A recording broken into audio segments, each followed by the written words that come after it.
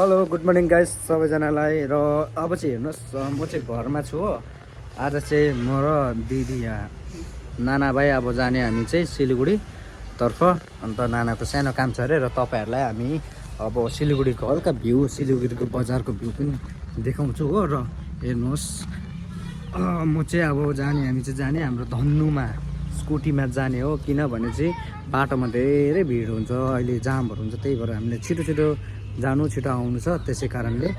र हेर्नुहोस् भेट्दै गरौँ है। हेर्नुहोस् है, अब चाहिँ म र नाना निस्किनु आँटेको यहाँबाट।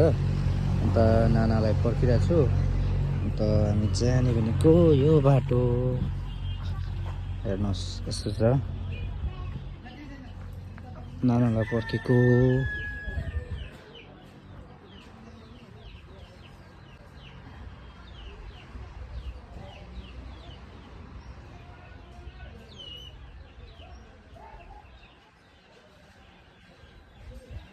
खोइ हो, आउँछु भन्नुहुँदै थियो। सो गाइस, र हामी हेर्नुहोस् अब हङकङ मार्केट आइपुगिसक्यौँ। तपाईँहरूलाई ल अब हङकङ मार्केटको नजारा देखाउँछु सिलगढीको। हेर्नुहोस् यस्तो छ हो हङकङ मार्केट। यहाँ चाहिँ अब तपाईँहरूलाई सस्तो लुगा, सस्तो सामानहरू पाउँछ भन्छन्, हेर्नु सक्नुहुन्छ। र हाम्रो नाना चाहिँ अगाडि जानुहुँदैछ। यस्तो छ लुगाहरू। बाटोको चाहिँ किन नदेखाएको भन्दाखेरि तपाईँहरूलाई बाटोघाटो किन नदेखाएको भन्दा म ड्राइभ गर्दै थिएँ, त्यही भएर क्यामेरा पक्रिनु मिलेन। हेर्नुहोस् ल, हेर्नुहोस् है, हेर्नुहोस् यस्तो छ। आम्मा खुट्टा राख्ने जग्गाहरू छैन। यी पानीपुरीहरू छ, यस्तो डेन्जर छ भ्यू। आम्मा कन्फ्युज हुनुहुन्छ तपाईँहरू पनि आउनुभयो भने यहाँ बजारतिर।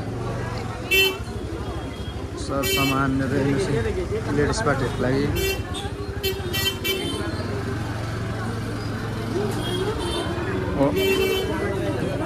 अम्बकहरू के हो यत्रो बाफ्रे।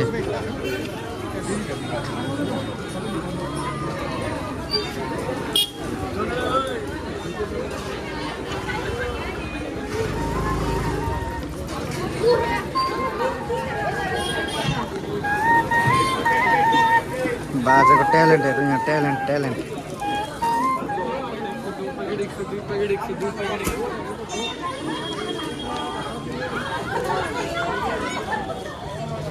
ल है ल,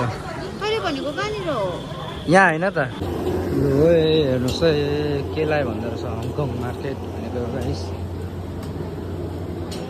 यता छ खानेकुराहरू, कता छिर्ने हो।